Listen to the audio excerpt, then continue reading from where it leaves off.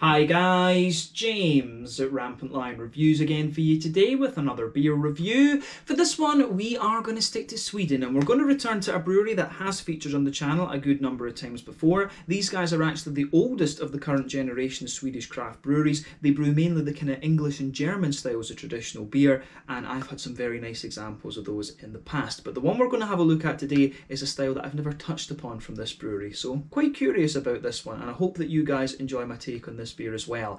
So for this one then, we are going to head up towards the Stockholm area, the capital of Sweden of course, and we're going a little bit to the south of the city to a wee place called Nynäshamn. And those of you watching from Sweden, I'm sure will know what brewery we're going to have a look at by now. So for this one, we are going to return to Nynäshamns Ångbryggeri, I believe for about the 5th or 6th time here on the channel. This particular beer is called the Landsort Lager. It comes in at 5.3% ABV, and I guess we can term this one as a sort of Helles lager if you like. But this beer is pretty easy to come across. It's one that I've come across many times before. You can find it in most decently sized Systembolaget stores throughout Sweden, and it's one of their flagship beers as well actually. But as you'll know if you've been watching the channel for any length of time, I've been getting really into my lager beers again recently, and you know, it was about time that I filmed a review of this one, so hopefully it turns out to be a nice beer. These guys also have a Pilsner that I want to get a hold of at some stage, and the last beer that I reviewed from these guys was the Botvikens Bokul, if I remember the name rightly, or was it Bottenvikens Bokul? I honestly can't remember the exact name of that beer, but yeah, it actually turned out to be more of a Doppelbock than a single bock, which was what I was expecting. But as I said, these guys produce some really nice traditional English and German beers. Probably the most well-known beer from these guys would be the Brewery Bitter, and that is actually Sweden's first craft beer, an English style bitter brewed with American hop varieties, and it is pretty nice actually. So if you come across that one, I would recommend that you try it because of its you know, its reputation, I guess we could say, and what it is, Sweden's first craft beer. But yeah, looking forward to trying this one, and I hope that you guys enjoy my take on this beer as well. So let's see how we get on then. So as always with my reviews, I'll tell you a little bit about the brewery before we taste the beer. If you want to get straight to the tasting, just fast forward. All the usual links are in the video description below. That's the brewery website, the link to my other reviews that I've done from Nynäshamns Ångbryggeri before, and you will no doubt see more added to that list in the fairly near future. But there's all the usual social media down there as well. If you want to see more reviews, do please consider subscribing to the channel. The whole channel of course has a geography based tagging system, so you can go into the homepage and search for beer based on country, city, state, county, province, prefecture, whatever it is you're interested in. Do check out the playlists of beers from different countries. There is one there for all the Swedish beers that I've reviewed for you. That's constantly being added to, and as always, please do get in touch and let me know some of the other beers and breweries you guys would like to see me review. Always great to hear from you guys that are watching the videos, and the support that you show the channel is massively appreciated. So anyway, on to my brewery notes then, to tell you a little bit about Nynäshamns Ångbryggeri. So as I've mentioned to you already, Nynäshamns Ångbryggeri is based in Nynäshamn to the south of Stockholm, the capital city here in Sweden, and the company was founded back in 1997, which as I mentioned earlier makes this brewery the oldest of the current generation of Swedish craft breweries. But the brewery finds its roots in the origins of the Haggis Club, which is an organisation that was started by some friends who liked to go on expeditions around Europe to visit various different breweries, and the main reason that they were doing this was that Sweden was lacking in a choice, or lacking for a good choice of beer for a very long time. But that's certainly not the case today. There's somewhere in the region of 700 breweries these days, which is very impressive for a country of just over 10 million people. But in 1993, the club decided that they needed a permanent venue for their club, and so they they rented an old warehouse and converted it into a pub and breakfast bar, which proved to be very popular with the local people.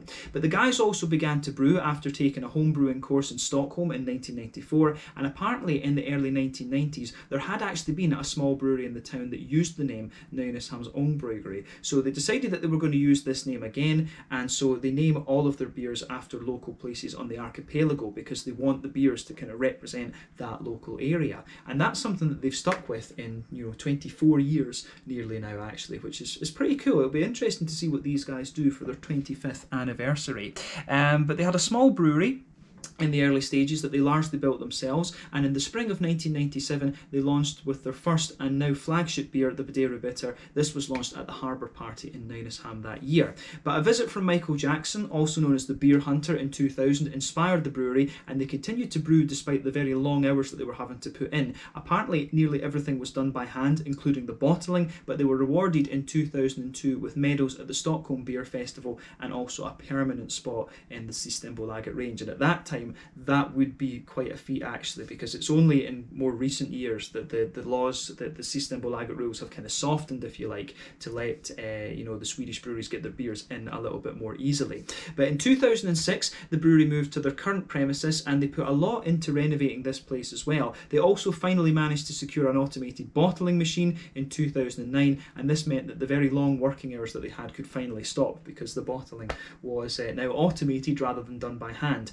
But over the following years they've continued to expand the brewery with new tanks and various other different pieces of infrastructure, and they're doing very, very well. They've released a lot of different beers. In 2019 they brewed around 900,000 litres of beer, and as of February 2021, when I'm reviewing this beer for you, these guys have produced around 115 different sorts of beer according to Untappd. So yeah, that's all I can really tell you about Nynäshamns Ångbryggeri for the moment. If you want to learn more about this brewery, as always, you can check out the brewery website. You can follow them on Facebook and Instagram to keep up to date with all the latest goings on, and you can check out the Rate Beer, Untappd and Beer Advocate pages to learn more about all those different beers that they've done.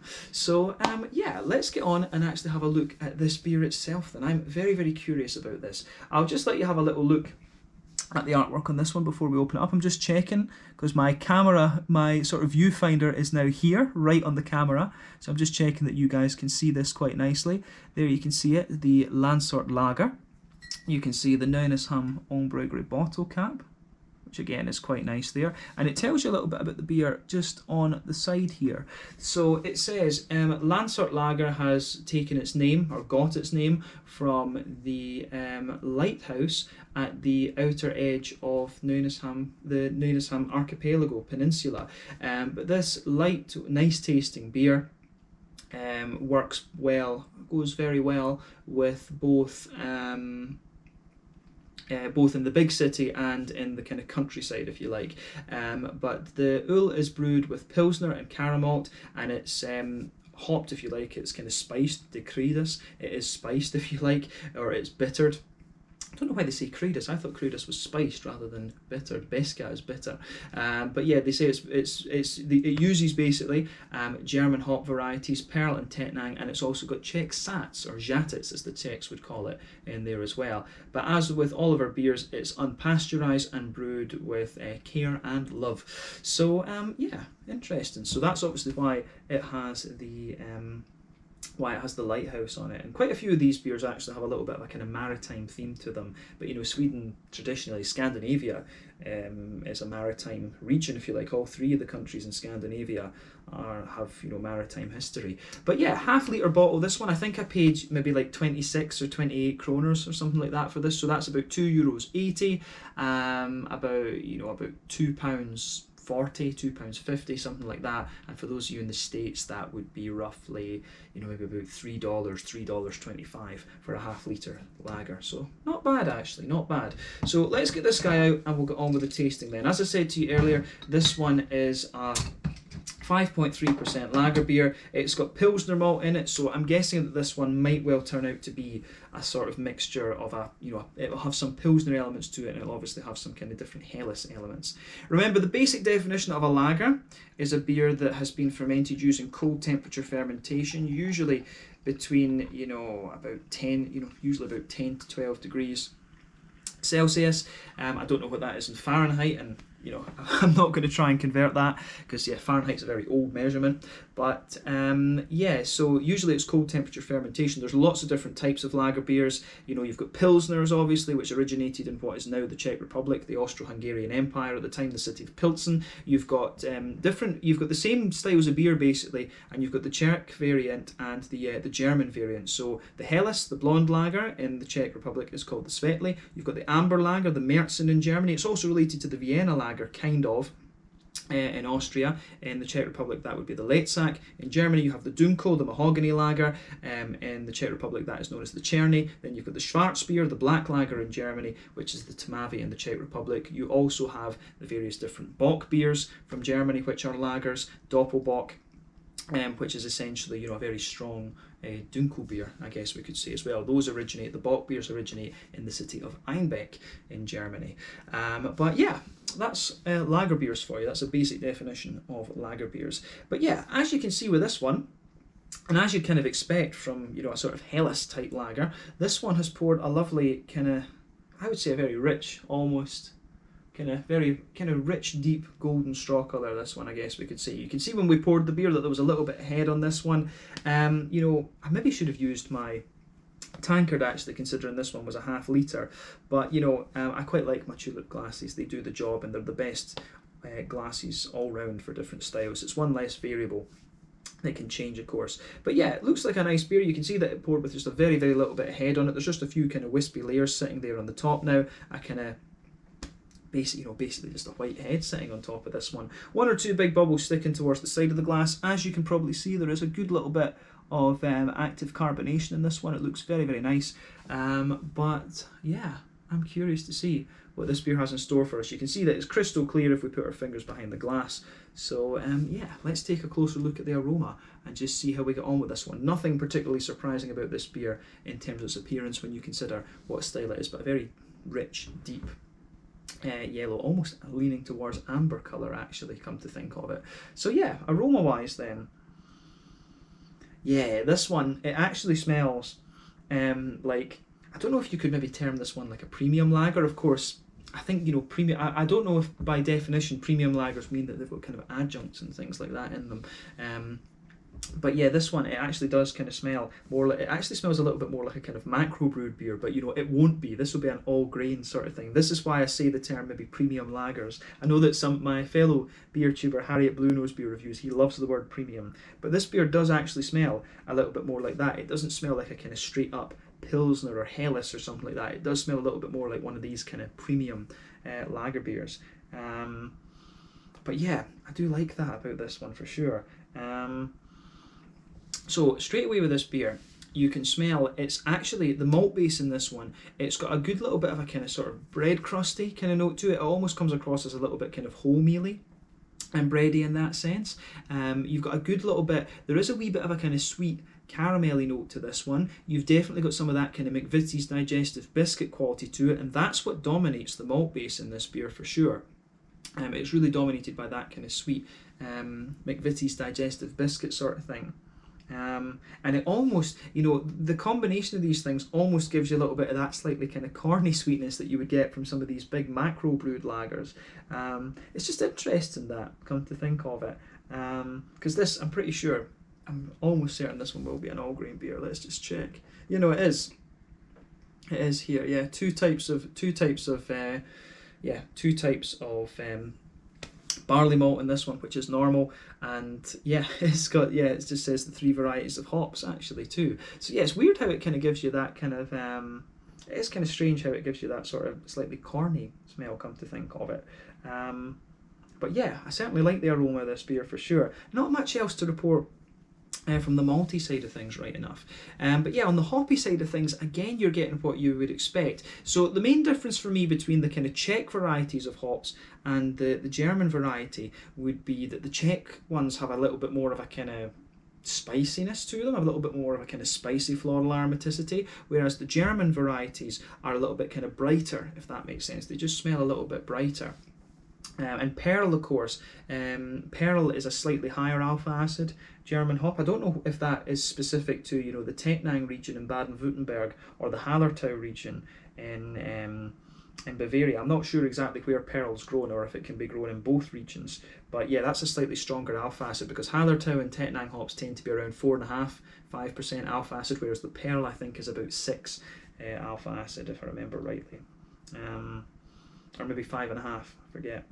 But yeah, the The hoppy side of this beer is quite nice. You get a little bit of that soft earthiness that you would expect out of these noble type hops. You've got a nice slightly herbal quality to it, but the herbal notes really take a bit of a back seat, and you've got a good little bit of floral aromaticity to it, a bit of a lighter grassiness, and again, this is kind of what you would expect. This beer, it's not doing anything surprising in terms of the aroma. It gives you what you would expect, and to be honest, when it comes to these lager beers, what I look for personally is authenticity, and you know, this one, it does come across as a more kind of foreign brewed lager, if that makes sense, which again, stating the obvious, that's what it is. But yeah, it's not obviously as kind of clean and crisp and stuff like this as you would get from, say, a German Pilsner or a Munich lager or a Czech Svetli, of course. It is more of a kind of premium smelling lager beer, this one. But yeah, a little bit of grassiness in there. On the fruity side of things, you've kind of got what you'd expect, a little bit of a peary ester to it, maybe a wee touch of, like, you know, sultana or something like that. Then you've got these slightly, you know, lemony, grassy kind of things coming out of the beer as well, actually. So it's a really interesting beer, this one. I mean, it gives you everything you'd expect from a premium lager. I'm just very kind of curious to see how it's going to turn out in the flavour, and I look forward, on the basis of this one, I look forward to trying their Pilsner, actually, to see what a kind of proper straight down the line Pilsner beer is going to be like. Pickla Pils, I believe it's called, actually. So yeah, take a bit of time and enjoy the aroma of this beer before you get stuck into it. But we're going to try this one now and see how we get on. So this one is the Landsort Lager, coming in at 5.3% ABV from Nynäshamns Ångbryggeri in Nynäshamn, just to the south of Stockholm, the capital city here in Sweden. Sweden's oldest craft brewery. Let's get stuck in. Slange, skål, cheers.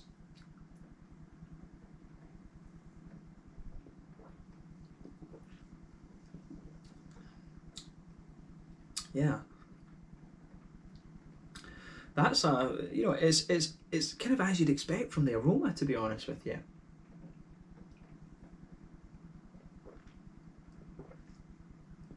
Yeah, very easy to drink, very straight up.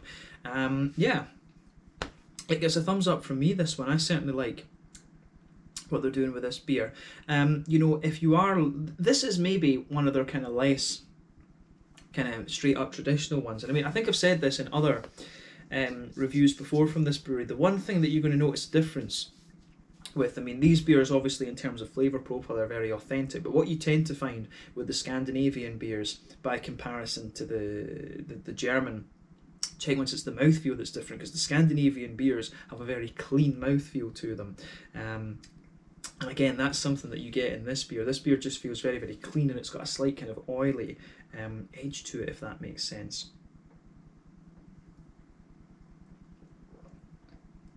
But yeah, it's a very straight up, very, very easy to drink beer, this one, which again is what you'd expect of the style. So this beer will go down very, very easily.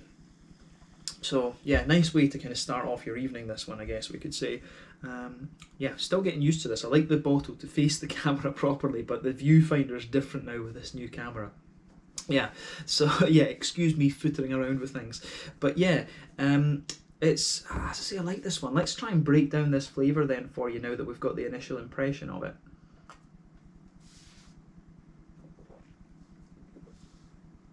So straight away with this beer then, you can feel a little bit of breadiness, a sort of, you can feel a little bit of a nice kind of wholemeally bready sort of quality. That just blankets the middle of your palate there. You can feel that going right across the middle third of your tongue. And that's the backbone of the beer. As you move further back towards that border region between middle third and back third of your palate, there's a wee bit of a slightly more kind of bread crusty note to the beer. And then in the back third of your palate, the beer is distinctly more kind of grainy. But you can also just feel a slightly thicker bready character there as well. It almost just, the bread almost just has a little touch of kind of fluffiness to it, if you want to put it in such terms. But yeah, as you move further forward again, you can feel that slightly thicker bready note there. As you reach that border region, you can feel the thickness just drop away, and then as you move kind of further forward, you've got a nice sort of oily, brown sugary note just kind of sitting there on top of the bready notes in the middle of the palate. And the oiliness actually, it spreads out quite far. I mean, in the very centre of your palate, you've got a nice kind of sweet caramelly note to it. you know, if you go further further out from that, you can feel it progressively gets more sort of biscuity, more McVitie's digestive like, if that makes sense. So yeah.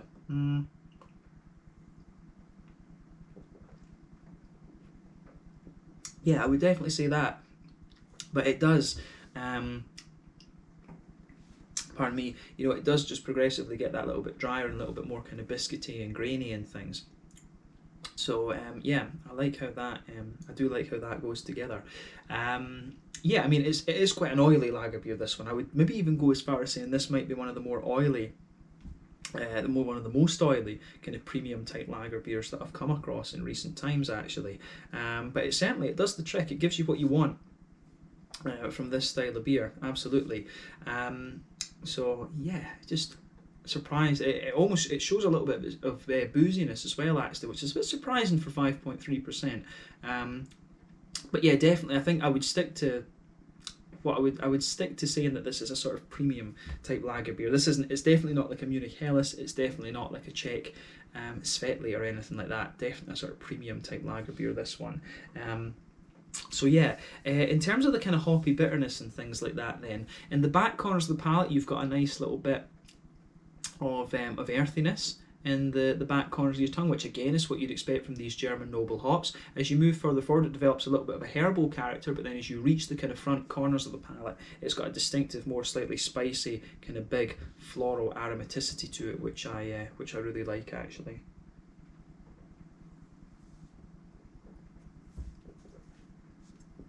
So yeah, that's definitely something that I can appreciate about this beer, for sure. So yeah, as you reach that kind of the front corners of your palate there, it has got a nice, just spicy kind of floral note that you can feel the Czech Sats coming out of this one with its slightly more spicy quality. But then yeah, around the front curve of the palate, you get a bit of a bright, kind of slightly zesty, grassy character to this one, and that'll be the pearl that's giving you that. The pearl has quite a sort of slightly zesty character to it, but it might also contribute to the spiciness, to be honest, too. So yeah, you can see why they say Kriedig in the label now, actually, come to think of it. But yeah, the green side of this beer is what you'd expect. It does give the beer a nice little bit of kind of, it does also kind of aid the kind of crispness of the beer, because otherwise it is really quite an oily one, this, to be honest with you. But as I always say, on that front third of your palate, that's where you get that nice oily bubble where those juicy fruity esters just roll their way out of the beer. And again, this one is kind of what you'd expect. So the baseline for that front third of your palate, it is a wee bit of that kind of oily, sort of biscuity type thing, to be honest. But yeah, as you move kind of further forward, on the front third of your palate, just progressively it gets a little bit more oily in the fruity notes. So towards the back of that front third of your palate, you start to get, there's a wee bit of a citrusy, zesty kind of quality in there. So you get a wee bit of a kind of that sort of lemony, generic kind of citrusy note. But as you move further forward, it develops more of a kind of peary, appley type vibe. There's a few sort of sultana type flavours in there as well. Some people might even say like a wee tiny hint of apricot or something. But as you reach the kind of front part of your tongue there, the front tip of your tongue, it does get a wee, it becomes a more kind of oily and slightly zesty or sort of appley type quality that you get out of this beer. It does have a wee bit of spiciness, like it says, so I kind of appreciate how that goes together, come to think of it. So yeah, it is quite, this beer, the more you drink of it, the more it develops a little bit of kind of spicy floral note and a little bit more of a kind of zesty quality as well, and that's quite interesting, to be honest.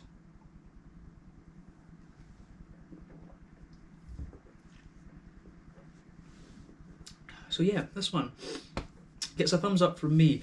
In terms of its flavour profile, would I say this is one of the most exciting beers that you're going to find from Nynäshamns Ångbryggeri? Probably not, to be honest with you. I mean, I think I liked the Bottenvikens or Bockenvikens. I forget the exact name of that beer. I did enjoy the last one I had from these guys a bit more than this, and the Bideru Bitter I think I enjoyed more as well. They've got various different things. They've got the Valsviken Vinter. I forget if that's a porter or a stout. I also need to have a go at their barley wine, and I remember they've got the Dragets Kanal, which is a double IPA. That was one of the ones that I reviewed way back in the day as well. But they've got quite a few special beers that I still need to look at.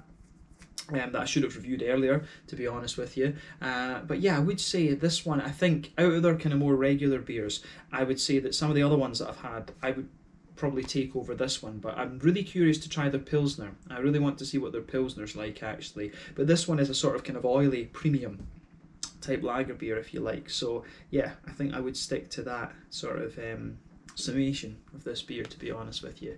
So yeah, in terms of the mouthfeel of this one, then, like I said, this is a really oily lager beer for me. I do like them maybe just a wee bit more kind of crisp than this, actually.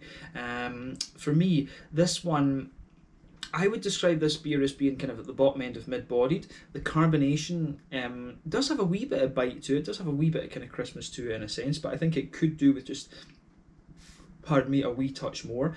Big oily lager beer, this one, as I've repeated a few times in the video. But yeah, in terms of the hoppy bitterness, what would we say about this?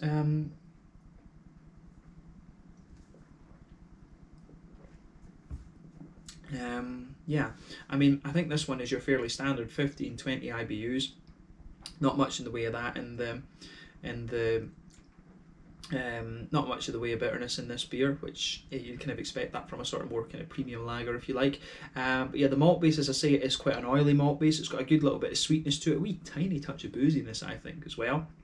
Quite a few of the kind of brown sugary flavours you're getting are more kind of alcohol-y in nature, if that makes sense. You've got a nice green component to this beer, though I do like the slight spiciness and things that the beer has, and then you've got the typical sort of fruity notes that you would expect out of this sort of type of beer as well. So yeah, I mean, it is quite an authentic beer. This one, consider it as a sort of premium lager beer, I guess we could say. But as I say, this one for me, I think probably when I try the Pikla Pils, when I get a hold of it, I probably will kind of enjoy that one a little bit more than this. But it's an interesting beer to try. This one, I've seen it around quite a lot, and it's nice to kind of finally tick the box and say that we've done it. But I think I would probably choose the Madeira Bitter over this one, to be honest with you. And English bitters are not normally a style that I would go for, but like I say, I want to go with the Pilsner at some point in the future. But yeah, let's leave it at that for this one then. So yeah, this one was the Landsort lager beer, 5.3% lager beer, this one. I guess you could, maybe it's some sort of Helles, but I would describe this as a premium lager rather than anything else. But yeah, thank you again for watching my beer reviews. Until the next time, please like, subscribe, share, all the usual YouTube stuff. Let me know your own thoughts on this beer in the comment section below. Let me know what your favourite beers are from Nynäshamns Ångbryggeri, and we will no doubt return to these guys at some stage very, very soon. In the meantime, Slange just now. Check out all my social media, check out the website for this brewery, and I will catch you guys later, and you will see Nynäshamns Ångbryggeri on the channel at some point soon once again. Slange, skål, cheers, and catch you guys in the next review.